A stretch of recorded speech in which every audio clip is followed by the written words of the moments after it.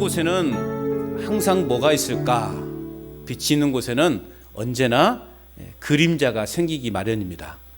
빛이 있는 곳에는 항상 어둠의 그림자가 있고, 마찬가지로 진리가 있는 곳에는 반드시 무엇도 있을까요? 거짓도 있는 것입니다.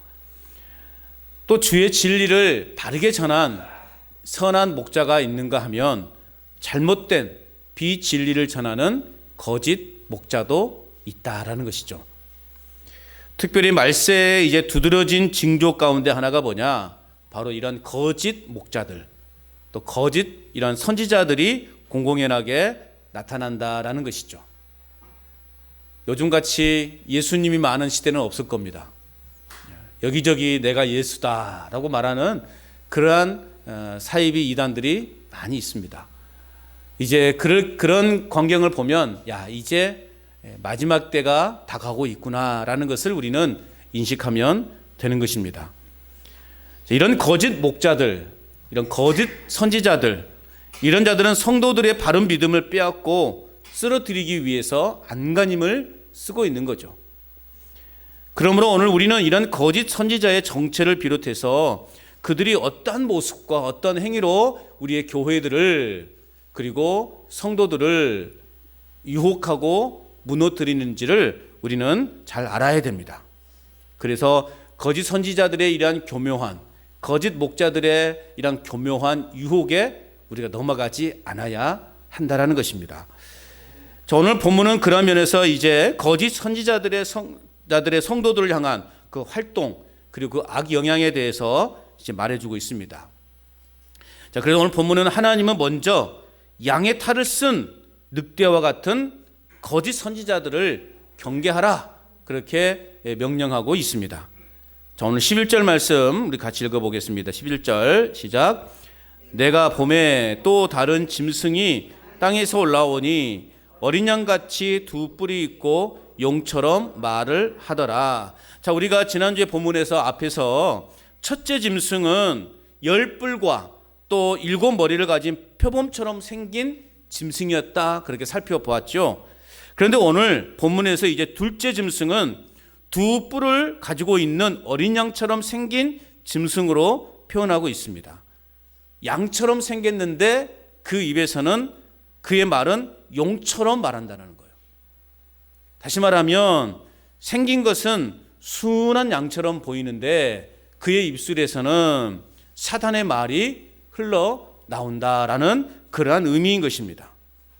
그러므로 땅에서 올라온 짐승은 결국 적 그리스도를 따르게 하고 그 적 그리스도를 숭배하게 하는 거짓 선지자다, 그렇게 말할 수 있습니다.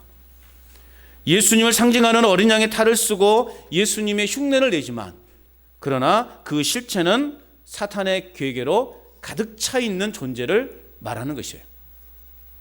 요즘 예수님을 흉내내는 사람이 참 많아요. 아까도 말씀을 드렸죠. 오늘 시대처럼 예수님 많은 시대는 없다고.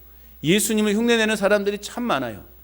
우리가 그러한 교묘한 그러한 유혹에, 그러한 진리에, 또 가르침에 우리는 빠져들지 않아야 하는 것입니다. 오늘 우리가 이 믿음을 지키며 나아감에 있어서 우리에게 필요한 것은 뭐냐? 일단 외부적인 어떠한 핍박도 우리가 잘 대비를 해야 되고 조심해야 되겠지만, 특별히 이런 거짓 교사들의 그러한 잘못된 가르침과 또한 이런 내부적 도전에 대해서도 우리가 동요되지 말아야 된다는 것입니다. 그러려면 우리가 어떻게 될까? 우리가 거짓 가르침에 속아 넘어가지 않기 위해서 우리는 어떤 삶을 살아야 될까요? 그것은 무엇보다도 우리 인생이, 우리의 삶이 말씀에 근거한 삶이 되어야 되는 것입니다. 말씀이 없으니까 그냥 듣는 말이 다 좋아 보이는 거예요. 그냥 저거 괜찮네? 그렇게 사람들이 넘어가게 되는 거예요. 여러분, 우리는 말씀에 근거하는 말씀 중심의 삶을, 그래서 우리는 살아가야 되는 거예요. 그래서 제가 말씀을 그렇게 강조하는 것도, 말씀을 읽자, 말씀을 묵상합시다 강조하는 것도 이런 이유 때문에 그러는 거예요. 우리가 말씀으로 충분히 무장되어 있지 않으면 우리는 그러한 교묘한 가르침에 혹 빠져들게 되는 것입니다.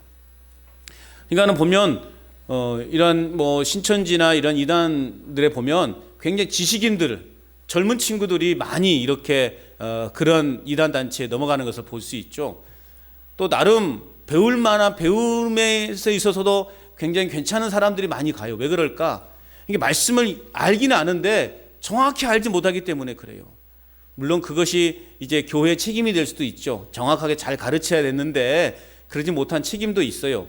그러나 결국에는 오늘 우리 개개인이 말씀을 충분히 이해하지 못하고 말씀을 충분히 깨닫지 못하는 그러한 이유 때문에 그렇게 이단의 유혹에 쉽게 빠져들게 되는 것을 보게 되는 것입니다.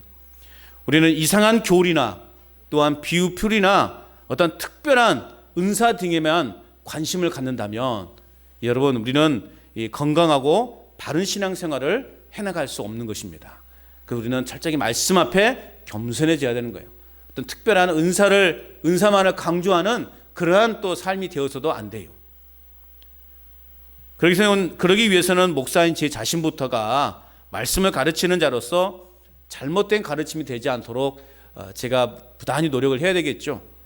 교묘하게 뭐한 것처럼 그렇게 가르치고 흉내만 내서 인기만 얻으려고 하는 그런 목자가 되지 않도록 여러분들이 저를 위해서 그렇게 또 기도해 주셔야 됩니다. 바른 말씀 바르게 잘 가르칠 수 있도록, 흉내 내지 않도록, 인기만을 내가 바라지 않도록 여러분이 그렇게 저를 기도해 줘야만 제가 더 겸손하게 말씀의 진리대로 여러분들에게 가르칠 수 있는 것입니다. 잘 지켜봐 주시기 바랍니다. 불꽃 같은 눈들로 쳐다봐 주세요. 그래서 혹시 잘못된 길로 가르치고 있지 않은가 한번 잘 염두에 보여. 그렇지 않으려고 제가 부단히 노력을 합니다. 그래서 제가 아는 것만큼만 가르치려고 그래요. 제가 모르는 걸 일부러 억지로 막 유식한 척 가르치면 그게 해서 이단이 되는 거예요.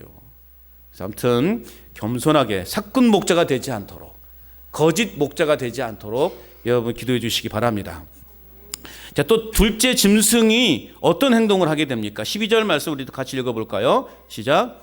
그가 먼저 나온 짐승의 모든 권세를 그 앞에서 행하고 땅과 땅에 사는 자들을 처음 짐승에게 경배하게 하니 곧 죽게 되었던 상처가 나은지라. 자, 앞절에서 용이 자신의 권세를 바다에서 올라온 짐승에게 주었던 것처럼 우리가 지난 본문에서 그렇게 말했죠.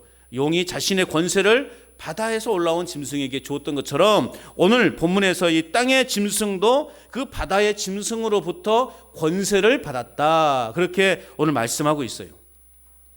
그리고 이 짐승의 주된 임무는 뭐냐? 오늘 땅에서 올라온 이 짐승의 주된 임무는 뭐냐? 사람들로 하여금 이런 지난주에 본 치명적인 오늘 말씀에도 되고 있죠. 치명적인 상처를 입었다가 살아난 그 첫 번째 짐승에게 경배하도록 하는 것이 오늘 이 짐승의 주된 임무라는 거예요. 이해하셨습니까? 오늘 사람들로 하여금 치명적인 상처를 입었다가 죽었다가 살아난 그러한 짐승에게, 첫 번째 짐승에게 경배하도록 하는 임무를, 그러니까 수단과 방법을 지금 가리지 않은 거예요. 이 짐승은, 이 사단은, 이 마귀는 지금 수단과 방법을 가리지 않고 어쨌든 교회를 무너뜨리고 그 성도들을 이 짐승에게 경배하도록 하는 임무를 가지고 있다라는 것입니다. 그래서 이제 뒤에 본문에 보면 여러 가지 기적을 행하고 능력을 막 행하게 되는 거예요. 여러분, 우리가 눈에 보여지는 어떤 현상에 대해서 그리고 기적과 이적 앞에서 우리의 이성을 잃어버리지 않도록 해야 됩니다. 그 어떤 분을 보면 막 그런 은사를 행하시는 분만 쫓아다니는 사람들이 있어요. 물론 막 이렇게 병에서 고침을 받은 또 죽었다가 살아난 그런 사람들 보면 대단하게 여겨지죠. 그래서 그 사람들을 쫓아다니는 거예요. 그 사람한테 어떻게 기도를 한번 받아보려고, 또 특별히 막 은사 집회하는 그런 데만 쫓아다니는 사람들이 있어요. 여러분, 그렇다고 은사 사역이 다 나쁘다라는 것은 아닙니다. 오해하시면 안 돼요. 제가 아는 여러분들 중에도 정말 말씀 안에서 성실하게 이 은사 사역을 하시는 분들이 여러분 계셔요. 그분들을 보면 정말 기도 열심히 해. 말씀도 정말 열심히 읽고 그 말씀 안에서 어떤 성경적으로 크게 이탈하지 않는 상태에서 은사 사역을 하려고 노력하는 분들이 많이 계셔요. 그러나 그 중에는 정말 이런 잘못된 은사 사역을 하는 사람들이 있다라는 거죠. 우리가 그런 것들을 분별할 줄 알아야 돼요. 너무 우리가 그런 것에만 쫓아다니고 그런 것만 기대하고 우리가 신앙생활 하게 되면요, 우리 신앙이 건강하게 나가지 못하는 거예요. 여러분, 예수님이 병 고치려고 이 땅에 오셨어요? 물어봅시다 한번. 죽은 사람 살리려고 예수님이 이 땅에 오셨을까요? 벙어리가 말하게 하기 위해서 예수님이 오셨어요? 병든 자가 치유받게 하기 위해서 예수님이 오셨나요? 어떻습니까? 예수님이 그렇게 그거 하시려고 오셨을까요? 그럼 왜 오셨을까요? 예수님이 구원하시려고. 하나님의 그 복음의 말씀을 우리 인간, 죄인 가운데, 죄악 가운데 빠져있는 우리 인생들에게 말씀을 가르치고 전해서 또 우리의 죄를 대신 사하시고 십자가에 죽으심으로 우리를 구원 얻게 하시려고 예수님이 오신 거예요. 그 일을 하시기 위해서 부수적으로 병 고치는 사역을 하셨고, 어떤 이적을 행하셨고, 무리를 걷기도 하셨고, 오병의 기적을 행하신 거예요. 그런데 우리는 정작 중요한 그 복음에 대한 그 진리를 놓쳐버리고 잊어버리고 그저 예수님이 하신 그 행하신 기적, 이적 이런 것에만 관심이 있단 말이죠. 이건 건강한 신앙이 아니에요. 예수님은 구원하시려고 오신 거예요. 죄인들을 구원하시기 위해서 오신 거예요. 그럼 우리는 그런 것에 너무 그런 것에 이성을 잃지 말아야 됩니다. 교묘한 사상으로 예수님을 포장해서 전하는 그러한 거짓 선지자들과 같은 그러한 자들을 잘 분별할 줄 알아야 돼요. 분명한 것은 겉으로는 복음인 것처럼 위장하지만 실상은 우리의 영혼을 빼앗는 사탄의 속임수라는 것을 여러분 잘 알아야 됩니다. 그렇다면 여러분 너무 이렇게 은사 쪽으로만 흘리지 마세요. 그건 건강하지 못해요. 어쨌든 우리는 말씀 중심의 삶을 살아야 돼요. 말씀이 우리 영혼을 고치고 우리 육신을 치료하고 우리를 새롭게 만들어가는 거예요. 사람이 어떻게 그 영혼을 여러분 그렇게 할 수 있습니까? 뭐 그렇게 하시는 분도, 성실하게 하시는 분도 있습니다만은 어쨌든 우리가 너무 그런 것에만 너무 치우치지 말자라는 거예요. 완벽해 보이는 위조 지폐를 여러분 감별하는 방법은 뭘까요? 위조 지폐를 너무나 똑같잖아요. 그죠? 그 가게 상점 주인도 속을 정도로 너무 완벽한 그 위조 지폐. 그 위조 지폐를 감별할 수 있는 방법이 뭐냐? 진짜 지폐를 확실히 아는 거예요. 진짜 지폐를 확실히 알면 이 가짜, 이 조작된 위조 지폐를요, 감별할 수 있는 거예요. 그러면 여러분, 거짓된 복음을 분별할 수 있는 방법은 뭘까요? 또 설명해야 되겠네. 완벽해 보이는 위조 지폐를 감별할 수 있는 방법은 진짜 지폐를 확실히 아는 거예요. 예? 그러면 거짓 복음을 분별할 수 있는 방법은 뭘까요? 그냥 쉽게 생각하시라고. 쉽게. 제가 어렵게 대답을 원하고 있지 않아요. 거짓 복음을 분별할 수 있는 방법은 진짜 복음을 확실히 알면 되죠. 예? 진짜 복음을 확실히 알면 거짓 복음을 분별할 수 있다니까요. 그 진짜 복음이 어디에서 말씀하고 있어요? 성경에서 말씀하고 있어요. 말씀에서 가르치고 있는 거예요. 마찬가지로 우리가 말씀을 바로 깨닫고 진리를 확고하게 붙잡고 있다면 우리는 어떤 거짓과 속임수로 나를 미혹한다 할지라도 우리는 결코 넘어가지 않을 것입니다. 아멘이십니까? 그 확실한 진리를 어떻게 붙잡고 있습니까? 우리는 지난주에 실습을 했지 않습니까? 잊어버렸죠? 그래서 다시 한번 해보려고 그래요. 여러분, 하나님을 믿으십니까? 예수님을 믿으십니까? 성령님을 믿으십니까? 한 가지 더, 신구약 66권을 믿으십니까? 확실히 믿으십니까? 그럼 진리를 여러분 준비하고 무장하고 계시는 거예요. 이것이 우리의 가장 큰 무기예요. 이단의 그러한 교묘한 술책, 그런 거짓 복음에 대해서 우리가 분명하게 대처할 수 있는 그런 능력을 우리는 지금 소유하고 있단 말이죠. 이제는 어느 곳에서도 그 누구가 여호와 증인인 여러분에 찾아와서 아무리 좋은 말을 하더라도 한번 물어보세요. 여러분 가끔씩 돌아다니잖아요. 그죠? 여호와증인 돌아다니잖아요. 한번요 앉아보시라고, 이리 앉아서 차 한잔 마시라고 하면서 당신이 말하기 전에 내가 뭐 먼저 말하면 다 들어요. 듣고 있다가 마지막으로 한번 물어보시라고.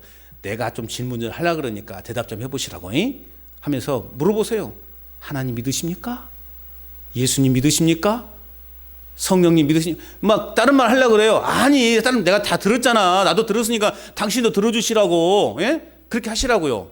내가 10분은 들어줬으니까 너도 5분만 들어주라고 하면서 하라고요.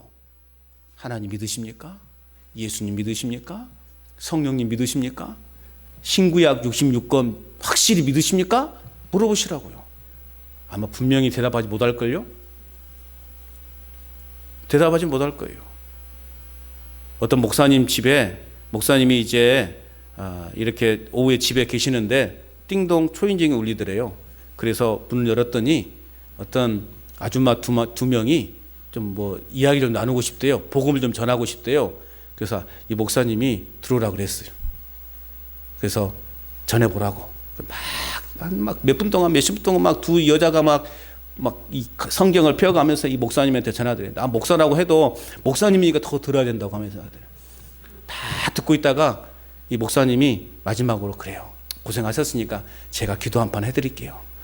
하나님 아버지, 여기 똥파리 2마리가 들어왔는데 어떻게 하면 좋겠습니까? 막 기도를 했대요. 눈 떠보니까 사라져 버렸대. 여러분, 이런 똥파리의 유혹에 넘어가지 말아야 돼. 우리는 강력한 지금 무기를 가지고 있습니다. 이 똥파리들을 처리할 강력한 무기를 가지고 있어요. 그게 뭐라고요? 그게 뭐라고 해보세요, 저한테. 예. 알았어. 그렇게 하시라고요. 하나님 믿으십니까? 예수님 믿으십니까? 성령님 믿으십니까? 신구약 66권을 믿으십니까? 다른 걸로 막 설명하려고 하지 마시고 이것만 하시면 돼요. 우리는 삼위일체 하나님을 분명히 믿는 사람들입니다. 이것을 하나라도 부인하면 그건 이단인 거예요. 분명히 바로 대답하지 못하면 그건 분명히 이단인 거예요. 알아야 대처하죠. 그렇지 않습니까, 여러분? 또 여러분 이렇게 마음껏 이렇게 하나님 믿습니까? 예수 믿습니까? 해봤습니까? 안 했잖아요. 그냥 우리는 그저 교회만 다닌 거 아니에요? 평생? 여러분 이걸 잘 생각해 두셔야 돼요. 그래야 우리가 이런 거짓 가르침에 넘어가지 않게 됩니다. 자, 이 거짓 선지자가 어떤 행동을 하고 있는지 살펴보시기 바랍니다. 13절을 읽어볼까요? 시작. 큰 이적을 행하되 심지어 사람들 앞에서 불이 하늘로부터 땅에 내려오게 하고. 보세요, 여러분. 여러분, 이 거짓 선지자들도요, 이적을 행해요. 큰 이적을 행한대요. 사람들 앞에서 불이 하늘에서 땅에 떨어지게 하는 이적을 행한대요. 거짓 선지자들도요, 이적을 행합니다. 거짓 선지자들이 용과 짐승으로부터 권세를 받아서 막대한 권능을 지금 행하고 있는 거예요. 인간이 행할 수 없는 이적을 베풀어서 사람들을 미혹하게 하는 거예요. 그러지 않습니까? 어디서 저 사람 죽을 병 걸렸는데 어디 누구한테 기도받았더니 나았더라. 그러면 이제 우리 쫓아가는 거예요, 그 사람한테. 예수님은 나와 같은 죄인을 구원하시러 오시는 거예요. 예수님이 행한 모든 기적과 이적들은 도구에 불과해요. 물론 복음을 위해서 그러한 이적이 필요하기도 합니다. 사탄과 짐승 그리고 거짓 선지자들도 사람들을 미혹해서 자신들을 숭배하기 위해서 수많은 이적을 베풀 수 있다는 것입니다. 그럼 여러분, 우리 눈앞에 일어나는 이적 자체가 반드시 성령의 증거가 아니라는 사실을 여러분 분명히 깨달으시길 바랍니다. 그러기 위해서는 어떻게 해야 되는가? 우리가 날마다 신령한 일을 능히 분별할 수 있도록 성령 충만한 삶을 살아야 되는 거예요. 그리스도의 장성한 분량이 충만한 데까지 이르도록 우리는 더 말씀을 가까이 하는 삶을 살아야 되는 것입니다. 말씀이 우리의 강력한 무기예요. 성령의 그러한 무기 가운데 말씀의 검이, 성령의 검이, 그건 말씀의 검 아니에요? 말씀으로 우리는 사단의 그런 견고한 진을 파할 수 있게 되는 것입니다. 또한 어떤 행동을 하는가? 14절 또 읽어볼까요? 시작. 짐승 앞에 받은 바 이적을 행함으로 땅에 거하는 자들을 미혹하며 땅에 거하는 자들에게 이르기를 칼에 상하였다 살아난 짐승을 위하여 우상을 만들라 하더라. 자, 거짓 선지자는 큰 이적을 행하면서 사람들을 미혹합니다. 이 이적으로 많은 이들이 미혹을 당해서 땅에서 올라온 짐승을 따르고 결국 바다에서 올라온 짐승을 신처럼 숭배하도록 한다는 것입니다. 그런데요, 예수님은 이러한 현상을 미리 경고하셨네요. 마태복음 24장 24절 말씀에 보면 거짓 그리스도들과 거짓 선지자들이 일어나 큰 표적과 기사를 보여 할 수만 있으면 택한 자들도 미혹하리라. 그러니까 여러분, 이단들을 보세요. 꼭 믿는 사람들만 공격하잖아요. 믿는 사람들만 그렇게 공격해요. 아니, 그냥 안 믿는 사람 이렇게 데려가면 좋지만 꼭 교회에서 교회 성도들을 미혹해서 교인들을 빼가는 거예요. 이건 정말 나쁜 거예요. 이것처럼 나쁜 것이 없어요. 남의 교회 잘 다니고 있는데 그 교인들을 빼간다? 이건 정말 나쁜 짓입니다. 그래서 여러분, 다른 교회 잘 다니는 교인 빼오려고 하지 마시고 그냥 그 교회에서 잘 다니게 하고, 혹시 이단에 빠져 있으면 데리고 와야죠. 자신이 없으신가 보네. 이단에 잘못된 교리에 빠져 있는 사람들이라면 우리가 건져 와야 되겠지만, 주변에 이 가까운 교회, 좋은 교회들 다니고 있는데 빼오면 되겠습니까? 여러분들 가면 돼요, 안 돼요? 목사 꼴보기 싫다고 가면 돼요, 안 돼요? 가면 안 돼요.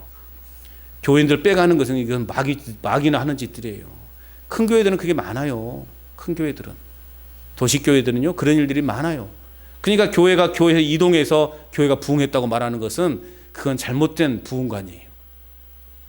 옆에 교회는 다 죽어가고 있는데 그 교인들 빼와가지고 우리 교회가 이만큼 3,000명 돼가지고 우리 교회가 부흥했다 말한다면 그게 과연 하나님이 기뻐하시는 부흥일까요? 옆에 교회는 죽어가는데? 말도 안 되는 겁니다.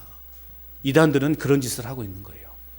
교회 잘 다니는 사람들 빼와가지고 잘못된 교리를 가르쳐서 이제 자기 교인 만들어버리는, 마귀의 자식을 만들어버리는 이런 악한 짓들을 행하고 있는 것입니다. 그런데 이것을 예수님께서는 미리 예언하셨어요. 마지막 때가 되면 이런 일들이 비일비재할 것이다. 그리고 우리는 더 말씀 앞에 견고한 삶을 살아야 되는 것입니다. 요한계시록에 쓰여진 그 당시는 우리가 그런 그 시대적 배경을 우리가 잘 이해하면서 이런 말씀을 읽어야 돼요. 당시 얼마나 많은 핍박을 받고 있었습니까? 그리스도인들이. 그래서 함부로 예수님에 대해서 말하지 못하는, 그리고 저놈이 우리의 적이다라고 말하지 못하는 그런 시대에 여러 가지 이런 상징적인 언어, 상징적인 표현을 통해서 우리들만이 서로 위로하고 격려하는 그러한 시대적 배경이었단 말이죠. 그러니까 요한계시록은 여러 상징적인 의미들이 많이 나오게 되는 겁니다. 어쨌든 이런 거짓 선지자들도 큰 이적을 행한다. 자, 그러면 땅에서 올라온 짐승의 2차적 활동은 뭔가? 또 15절 말씀도 읽어보겠습니다. 시작. 그가 권세를 받아 그 짐승의 우상에게 생기를 주어 그 짐승의 우상으로 말하게 하고 또 짐승의 우상에게 경배하지 않은 자는 몇이든 다 죽이게 하더라. 자, 땅에서 올라온 짐승은 사람들에게 바다에서 올라온 처음 짐승을 위해서 우상을 만들라, 그렇게 이야기합니다. 그리고 그 우상에게 생기를 주어 말하게 하고 경배하게 해요. 그리고 그 짐승에게, 그 우상에게 경배하지 않는 자는 다 죽인다, 그렇게 말하고 있습니다. 그러니까 당시에 이러한 로마의 황제들이 그리스도인들을 얼마나 많이 핍박했습니까? 마치 신처럼 그 황제들을 섬겼단 말이죠. 그러니 그 신처럼 섬기는 그 황제에게 절하지 않으면 어떻게 돼요? 다 죽였던 거예요. 그런 의도로 여러분 이 말씀을 이해하시면 되는 거예요. 막 우리가 말씀 그대로 이 마귀들이 막 그렇게 절하게 만들고, 그런 의미로 우리가 이 요한계시록 보기보다는 당시에 얼마나 많은 로마 황제들이 기독교인들을 이렇게 죽이고 그런 일이 많았습니까? 그런 거예요. 그러니까 이게 다 마귀들의 행동하는 그러한 배후에서 역사하는 것이라고 그렇게 말하는 것이죠. 그들에게 말할 수 있는 생기를 줘서 말하게 해서 나를 섬기지 않으면 너희들 다 죽어? 다 죽였잖아요. 수많은 사람들을 죽였지 않습니까?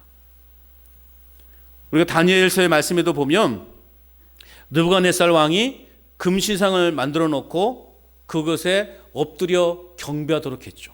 금시상 앞에 경배하지 않은 자들은, 절하지 않는 자들은 맹렬히 타는 풀무불에 넣어버리겠다, 그렇게 명령하지 않았어요? 그런데 다니엘의 그 세 친구들 사드락과 메삭과 아벳느고는 그 금시상에 절했어요? 안 절했어요? 안 절했어요.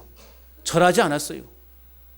그래서 그들은 풀무불에 이제 들어가야 되는 상황에서 그들은 뭐라고 말합니까? 하나님이 그렇게 하지 아니하실지라도, 하나님이 살아계시면 우리를 그 이 풀무불에서 우리를 구원해낼 것이고, 아니 그렇게 하지 아니하실지라도, 비록 우리가 이 풀무불에 모두가 다 타 죽는다 할지라도 우리는 결코 그 금시상 앞에 절하지 않겠습니다라는 얼마나 대단한 믿음입니까? 꼭 여러분 그 풀무불에서 살아나야만 하나님의 기적입니까? 하나님의 살아계심의 역사입니까? 그 풀무불에서 내가 불태워 죽는다 할지라도 나는 그럼에도 불구하고 살아계신 하나님을 절대적으로 신뢰하겠습니다. 이런 믿음이 오늘 우리에게 필요한 거예요. 종말이 가까울수록 거짓 그리스도와 거짓 선지자들이 많이 나와서 이처럼 미혹하는 역사가 있다라고 말하고 있습니다. 몰몬교는요, 몰몬교 멋쟁이 두 남자가 늘 검은 가방 들고 돌아다니잖아요. 몰몬교는요 영어를 가르쳐요. 영어를 가르친다는 그 미혹으로 학생들을 모아가지고 자기들의 몰몬경을 가르칩니다. 그러니까는 이제 영어 그러면 다 부모들이 어떻게 합니까? 뿅 가지 않습니까? 영어를 무료로 가르쳐 준대요. 아무튼 공짜는 뭔가 문제가 있어. 그죠? 네. 그런 거짓 가르침에 여러분, 그런 거짓 그런 유혹에 현혹되지 말아야 돼요. 진리가 아닌 것에 우리가 미혹당하지 말아야 돼요. 신천지와 같은 이런 이단의 교묘한 유혹에 우리가 빨려들지 않도록 여러분 각별히 우리는 조심해야 됩니다. 마지막 때의 가장 심각한 전쟁은 뭐냐? 화려한 기적과 진리의 말씀과의 전쟁이라고 말할 수 있어요. 참 멋있는 표현 아닙니까? 화려한 기적과 진리의 말씀과의 전쟁이다. 그런 의미에서 여러분 성경 읽기와 말씀 묵상은 우리가 사단으로부터 비롯된 이러한 미혹과 영적 허영 등에서 우리의 영혼을 지켜주게 하는 강력한 그리고 위대한 영적 무기가 되는 것입니다. 그래서 여러분 힘들더라도 꼭 정한 시간에 말씀을 읽으십시오. 말씀을 읽고 한번 말씀을 생각해 보세요. 그리고 이 말씀을 나의 삶에 어떻게 한 절이라도 좀 적용해 볼까? 한 단어라도 내가 적용해 볼까? 이렇게 고민하는 것, 이것이 말씀 묵상인 거예요. 이것이 우리의 삶의 일상화가 되어야 되는 거예요. 삼시세끼 밥 먹는 것처럼 우리가 말씀을 아무리 우리가 육신적으로 힘들고 또 피곤하다 할지라도 이 말씀을 우리가 놓쳐버리면 나는 사단에게 진다 라는 이러한 경각심을 가지고 우리는 말씀과 또 성경 읽기와 말씀 묵상을 우리는 열심히 해야 되는 것입니다.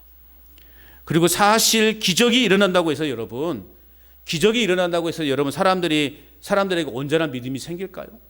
내가 죽을 병에 걸렸다가 살아났어. 그런다고 여러분 온전한 믿음이 생길까요? 그러지 않은 경우도 참 많더라고요. 그때는 정말 열심히 신앙생활 하는 것 같은데 또 상황이 바뀌니까요. 또 변질되어 버리더만요. 성경에도 보면요. 예수님께서 나병 환자 10명을 고쳐주지 않았습니까? 고쳐줬잖아요. 그런데 그 10명 중에 몇 명이 믿었을까요? 한 명밖에 안 믿었어요. 이런다니까요. 여러분 우리가 어떤 이적을 경험한다고 해서 기적이 일어난다고 해서 온전한 믿음이 생기는 게 아니에요. 믿음이라고 하는 것은 하나님이 주시고 성령이 감동케 하셔서 생겨나는 거예요. 이해하셨어요? 믿음은 누가 주신다고요? 하나님이 주시는 것이고 성령의 감동케 하심으로 이 생겨나는 것이 믿음인 거예요. 어떤 우리가 기적이나 이적을 보고 믿는 믿음은요, 그건 견고한 믿음이 될 수 없다라는 거죠. 10명이 고침받았는데 9명은 그 기적을 체험하고도 예수님께로 나오지 않았다라는 거예요. 그래서 여러분 우리는 어떻게 기도해야 되는가? 기적을 달라고 기도하지 말고 믿음을 달라고 기도하시길 바랍니다. 다시 한번 말씀드려요. 기적을 달라고 기도하지 말고 믿음을 달라고 기도하시기 바랍니다. 또한 성공을 달라고 기도하지 마시고 주님을 달라고 기도하는 저와 여러분 될 수 있기를 바랍니다. 그래야 우리 영혼이 사는 거예요. 그런데 저 그리스도를 경배하지 않은 경배하는지 안 하는지 알기 위해서는 어떻게 해야 되는가? 저 그리스도를 경배하는지 경배하지 않은지 어떻게 알 수 있는가? 오늘 말씀해 보면 오른손이나 이마에 표를 받게 한대요. 16절 말씀 같이 읽어봅니다. 시작. 그가 모든 자 곧 작은 자나 큰 자나 부자나 가난한 자나 자유인들이나 종들에게 그 오른손에나 이마에 표를 받게 하고, 자, 표를 받게 한다. 표라고 하는 것은 뭐예요? 주인의 소유권을 나타내기 위해서 짐승이나 노예에게 찍는 낙인을 말아요. 소의 귀에 뭘 찍어요? 이것은 나의 것이다. 표를 달잖아요. 나의 것이라는 거예요. 옛날에 보면 노예들 보면 이마에 막 그 낙인을 찍기도 하고 몸 어디에 이렇게 팍 불 지져가지고 찍잖아요. 그건 뭐예요? 이건 나의 것이라는 표징이에요. 오늘 말씀해 보니까 오른손이나 이마에 표를 받았다라고 하는 것은 짐승의 소유권임을 나타내고 있는 거죠. 즉 사단의 소유권임을 나타내고 있는 거죠.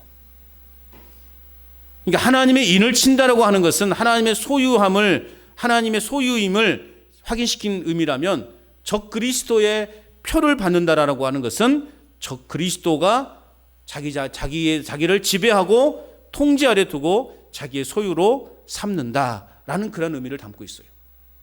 여러분은 적 그리스도에게 인침을 받았습니까? 성령의 인침을 받으셨습니까? 성령의 인침을 받았으면 여러분은 누구의 것입니까? 믿으십니까? 우리는 성령의 인침을 받았어요. 우리는 하나님의 것이라고요.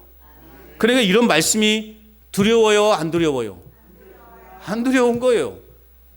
믿음이 있으면 요한계시록은 무섭고 두려운 책이 아닌 거예요. 기쁨의 책이고 감사의 책인 거예요. 확인을 시켜주는 책이라고요. 내가 하나님의 것이구나. 내가 하나님의 것이구나 라고 하는 것을 확인시켜주는 것이 요한계시록이라고요. 오늘 저와 여러분들은 성령의 인침을 받은 자로서 하나님께 소유권이 있음을 믿으시기 바랍니다. 우리는 하나님의 지배 아래 있는 거예요. 하나님께 택함받은 하나님의 자녀라고 하는 사실을 분명히 믿으시기 바랍니다. 그래서 여러분은 누구입니까? 여러분은 누구입니까? 하나님의 자녀인 거예요. 하나님의 자녀예요, 우리는. 그러니까 이런 마귀들이, 사탄들이 아무리 여러분 용을 써봐도 우리를 빼앗아갈 수 있다 없다? 우리가 받은 이 천국의 이 티켓을 빼앗을 수 있다 없다? 없습니다. 빼앗겨서도 안 되고요. 자, 그렇다면 이 표는 무엇을 의미하는 것인가? 자, 17절 말씀 읽어보겠습니다. 시작. 누구든지 이 표를 가진 자 외에는 매매를 못하게 하니 이 표는 곧 짐승의 이름이나 그 이름의 수라. 자, 이 표가 없으면 매매를 못한대요. 무슨 말이에요? 표가 없으면 아무것도 사거나 팔 수 없게 한다는 거예요. 즉 그리스도가 요구하는 이상의 삶의 형태를 수용하지 않고서는 경제활동을 할 수 없다라는 거예요. 여러분, 당시 초대교회 당시 우리가 7 교회들 살펴보았지만 이들을 힘들게 했던 것은 뭐예요?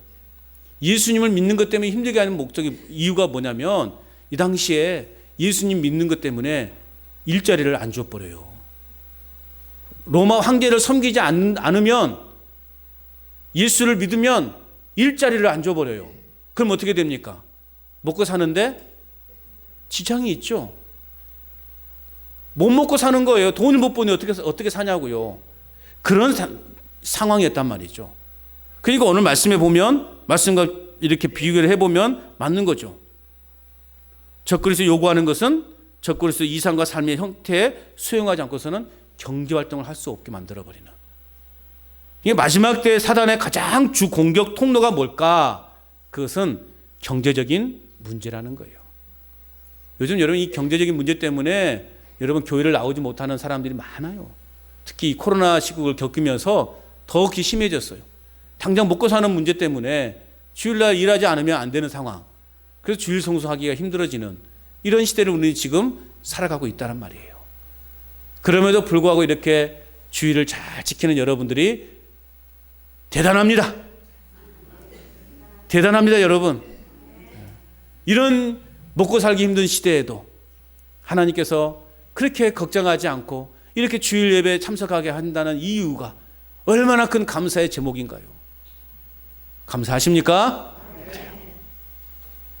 많은 그리스도인들이 마치 돈을, 여기서 이제 반대로 생각해야 될 것은, 그렇다고 여러분 돈이 필요 없는 건 필요 없습니까? 저는 절대 돈 벌지 말라는 소리 안 했습니다. 돈 벌라는 소리를 한 게 아니라 어쨌든 여러분 우리는 주일성, 그럼에도 불구하고 하나님 제일주의로 살아가자라는 거예요. 근데 많은 그리스도인들은 마치 그래서 돈을 신앙의 적인 것처럼 생각해요. 그러나 이것은 잘못된 인식이라는 거예요. 여러분, 돈은 결코 일만 악의 뿌리가 아닙니다. 에? 성경에는 돈은 일만 악의 뿌리라고 말하고 있는데요. 그런데 여러분, 그건 잘못된, 이 성경을 제대로 보라고 말씀드렸죠. 성경을 제대로 안 본 사람이 꼭 이런 말을 해. 아니, 성경에 돈은 일만 악의 뿌리라고 말씀하고 있지 않았습니까? 이게 돈은 악한 거죠. 무슨 말씀을 하고 있는 거예요? 디모데전서 6장 10절 말씀에 보면 돈을 사랑함은 라고 표현하고 있어요. 이해하셨어요? 돈을 사랑함이 일만 악의 뿌리라는 거예요. 그러니까 돈이 일만 악의 뿌리가 아니라 돈을 어떻게 함이? 사랑함이 일만 악의 뿌리라는 거예요. 성경 좀 제대로 보시라고요. 예? 성경을 좀 제대로 봐야지. 제대로 안 보고 그냥 돈은 일만 악의 뿌리래. 그건 잘못된 가르침이에요. 돈을 사랑함이, 하나님보다 돈을 그 사랑함이 악의 뿌리가 된다는 거죠. 제대로 여러분 이해하시기 바랍니다. 돈 자체가 나쁘다 안 나쁘다? 안 나쁜 거예요, 여러분. 돈 없으면 살 수 있어요? 없죠. 돈은 나쁜 것은 아니에요. 돈 때문에 상사병에 걸리거나 뭐 열병에 걸리고 돈을 숭배하는 것은 잘못이지만 돈 자체는 나쁜 것이 아니다. 그러므로 우리 신실한 그리스도인 중에는 의로운 부자들이 많이 생겨나야 돼요. 그래서 여러분 잘 사셔야 돼요. 잘 사셔야 돼요. 그래, 가진 것이 없어도 그냥 내가 감사하며 살아야 돼요. 그냥 웃고 즐기면서 기쁨으로 살아야 되는 거. 이게 예수님 믿는 사람들 아니에요? 많이 가졌든 적게 가졌든 상관없이 우리는 그냥 예수님 때문에 행복해야 되는 거예요. 많이 가지면 가질수록 아무래도 하나님을 향한 사랑보다는 그에 대한 사랑에 더 빠지기 때문에 오늘 이런 경고의 말씀을 주시는 거예요. 그래서 예수님도 부자가 낙타가 바늘구멍에 들어가는 것보다 더 어렵다, 천국에 들어가기 어렵다라고 가르치는 것도 그런 이유 때문에 가르치는 거예요. 어쨌든 먹고 사는 문제 때문에, 그리고 세상적 성공의 가치를 추앙한 나머지 신앙까지 저버리고 또 이렇게 배교하는 일이 없도록 우리는 일용할 양식에 감사하는 삶을 살아갈 수 있기를 바랍니다. 자, 그리고 이런 돈과 명예 때문에 비겁한 그리스도인은 되지 않아야 되겠다. 그런 믿음의 결단을 해보시길 바랍니다. 자, 그리고 이어서 이제 18절 말씀이에요. 18절 같이 읽어봅니다. 시작. 지혜가 여기 있으니 총명한 자는 그 짐승의 수를 세어보라. 그것은 사람의 수니 그의 수는 666이니라. 666. 말만 들어도 막 이상해요. 그죠? 666. 많이 들어보셨죠? 666. 아까도 말씀을 드렸지만 요한계시록은 문자적으로 풀 것이 아니라 상징적으로 풀어야 된다고 몇 번 말씀을 드렸어요. 요한계시록은 대부분 그래서 상징 용어인 것이죠. 그렇기 때문에 오늘 이 666도 여러분 하나의 상징적 의미로 이해하는 것이 바른 이해라는 것이에요. 또한 이 숫자를 많은 사람들이 막 이상하게 이제 막 비유를 해가고 막 그래요. 이 숫자를 뭐 이슬람이라든가 히틀러가 666이다. 심지어는 북한이 666이다. 또 옛날에는 컴퓨터가 666이다. 막 그렇게 했어요. 또 바코드 아시죠? 농협 가면은 찍 있잖아요. 띡 이게 다 바코드거든요. 이게 666이라고 말했어요. 그러니까 이것이 있으면 이제 세상에 멸망한다고 그렇게 사람들이 이야기했어요. 근데 여러분 우리는 지금 바코드 시대에 살고 있잖아요. 그죠? 바코드 시대. 또 베리칩이 뭡니까? 몸에 칩을 넣는 거죠. 그런 것들이 666이라고 그렇게 사람들이 이야기했습니다. 그런데 여러분, 666을요 그런 대상으로 봐서도 안 되는 거예요. 어떤 사람들은요, 사람들이 왜 순교를 했는지 아느냐? 순교하는 이유가 뭐냐? 이 666 표를 안 받으려고 순교했다라고 그렇게 가르치는 사람도 있어요. 참 말도 잘 만들어내. 666 표를 안 받으려고 순교했대요. 말도 안 되는 소리죠, 여러분. 십자가의 구속의 은혜를 확신하기 때문에 순교할 수 있었던 것 아닙니까? 오직 예수 그리스도의 구속의 피만 믿음으로 온갖 박해와 핍박을 견디면서 순교까지 한 것입니다. 이 짐승의 수, 이 666을 받지 않으려고 순교한 것이 아니라는 거예요. 만약 666 표를 받느냐 안 받느냐에 따라서 우리의 구원이 결정된다면, 666을 받은 사람과 안 받은 사람으로 우리의 구원이 여러분 결정된다면 예수님께서 십자가에서 죽으신 것이 헛되게 된 거예요. 이 666은 구원과 아무런 관계가 없다. 구원은 오직 예수 그리스도이시다. 이 666을 여러분 이상하게 해석하지 마세요. 그냥 666은 그냥 성경에 기록된, 요한계시록에 기록된 그냥 666인 거예요. 세번역 성경에 보면요, 자, 한번 화면을 한번 띄워보세요. 세번역 성경에 보면 이 18절 말씀을 이렇게 돼서 같이 읽어볼까요? 시작. 여기에 지혜가 필요합니다. 지각이 있는 사람은 그 짐승을 상징하는 숫자를 세어 보십시오. 그 수는 어떤 사람을 가리키는데 그 수는 666입니다. 그랬어요. 짐승을 상징한다 그래서 상징. 어떤 사람을 가리킨대요. 그럼 이 요한계시록이 쓰여질 당시에 그 어떤 사람이 누구일까? 많은 학자들은 네로 황제라고 표현해요. 근데 여러분 그 자리에서 우리가 네로 황제가 네로가 우리의 적이다 말할 수 있어요, 없어요? 말할 수 없어요. 말하면 죽으니까. 그래서 상징적인 표현, 우리끼리만 아는 표현, 그런 게 있잖아요. 우리끼리만 아는 표현. 그래서 어떤 사람은, 어떤 목사님은 그러더만요, 1부터 10까지 욕을 생각해. 여러분 생각 욕들 있죠? 막 17 다음에 나오는 그 숫자, 그런 숫자들 막 생각해가지고 좀 하다면 성질나면 야 1번아 그런데요. 나만이 아는 욕이 있어요. 그런 거.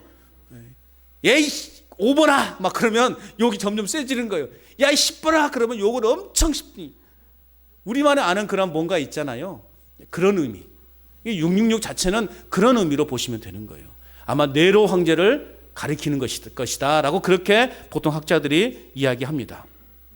자, 그런데 결론적으로 보면, 자, 666이라고 하는 것은 6이 3번 겹쳐 있잖아요. 이 6은 뭐냐? 하나님의 수인 7, 하나님의 완전한 수 7에 1이 부족한 숫자잖아요. 그러니까 뭐예요? 불완전한 숫자란 말이에요. 이게 불완전한 숫자가 지금 몇 개 엎어져 있어요? 3개가 엎어져 있단 말이죠. 이 불완전한 숫자는 뭐냐? 결국 실패, 또 실패, 또 실패. 그러니까 뭐예요? 완전한 실패. 거짓 선지자들, 적 그리스도는 완전하게 실패할 것이다. 할렐루야. 그런 의미로 보면 되는 거예요. 실패, 최종적인 실패가 될 거라는 그런 의미를 갖고 있습니다. 그래서 아까 말씀드렸지만 이 1세기 박해를 당하는 교인들에게 있어서의 이 666은 자신들을 괴롭히는 네로 황제일 것이다 라고 그렇게 보면 돼요. 그냥 이 666이 뭐냐, 666이 뭐냐 그렇게 여러분 알려고 하지 마세요. 구원과는 아무 관계가 없어요. 그런 것에 시간 투자할 바에 차라리 성경 한 구절 더 읽지. 그래서 결국 네로 황제를 상징한다고 하는 이유가 뭐냐? 그를 경배하면 살고, 그를 경배하면 살고, 주를 경배하면 죽임을 당하는 당시 처참한 상황을 상징적으로 표현하고 있는 것으로 보는 것이 여러분 이 666을 보는 것이 바른 이해인 거예요. 아까 우리가 말씀을 드렸잖아요. 상징적 우상을 세워놓고 그 우상에게 절하면 살고 절하지 않으면 죽을 것이다. 그리고 경제적인 피해도 줄 것이다. 그런 말씀을 받잖아요. 결국 네로 황제죠. 로마의 황제들을 말하는 것이죠. 그 황제를 숭배하면 살지만 주님을 숭배하면 죽는 이 처참한 당시의 상황을 이렇게 상징적으로 표현하는 것이다. 그래서 우리는 예수님만 잘 믿으면 되는 것이다. 그러므로 우리는 성령의 인도하심을 받으면 되는 것입니다. 결과적인 측면에서 생명책에 기록되지 않은 자는 짐승에게 경배하게 되는 거예요. 그리고 짐승의 표를 받는 자는 유황불 못에 들어가는 거예요. 그런데 여러분, 우리는 어떻습니까? 생명책에 이름이 기록된 저와 여러분들은 성령으로 하나님의 인침을 받게 되었고, 하나님의 인침을 받은 저와 여러분들은 예수님의 피로 구속함을 받아 하나님 나라에 들어가게 됨을 확실히 믿으시기 바랍니다. 이게 진리인 것입니다. 그렇다면 오늘 우리 시대에 그럼 666은 무엇을 말하는 것일까? 오늘 이 시대를 살아가는 우리는 이 666을 무엇으로 바라봐야 될까? 아까 초창기에 이 666은 초기 기독교인들을 이렇게 괴롭히고 죽이는 네로 황제라고 말했어요. 이 믿음 생활을 할 수 있었어요? 없어? 제대로 못한 상황이었잖아요. 그렇다면 오늘 우리 시대에 666은 무엇이라고 말할 수 있는 것인가? 오늘날 사람들은요, 먹고 사는데 아무런 문제가 없이 살아가고 있어요. 그러죠? 먹고 사는데 문제 있습니까, 여러분? 정부 보조도 잘 되고 있고요. 먹고 사는데 별로 어려움이 없습니다. 옛날처럼 소나무 껍질 그렇게 먹는 그런 날이 있습니까, 없습니까? 안 먹어봤지만 그런 날은 없습니다. 잘 되어 있어요. 그러다 보니 어떻게 될까요? 하나님의 은혜에 대한 목마름이나 또 하나님의 은혜에 대한 갈망이 점점 어떻게 돼요? 식어져 가는 거예요. 여러분, 우리나라가 이렇게 급속도로 기독교가 부흥할 수 있었던 것은 뭐냐? 가난했기 때문에. 지지리도 가난해서. 그러죠, 여러분? 60년대, 70년대, 80년대 넘어오면서 우리가 참 가난했잖아요. 네, 저는 잘 몰라요. 삼시세끼 밥 잘 먹어가지고요. 가난함을 잘 모르겠는데 가난하게 사셨잖아요. 그리고 우리가 의지할 것은 하나님밖에 없었던 거예요. 그래서 여러분, 그때는 정말 교회들이 막 부흥했어요.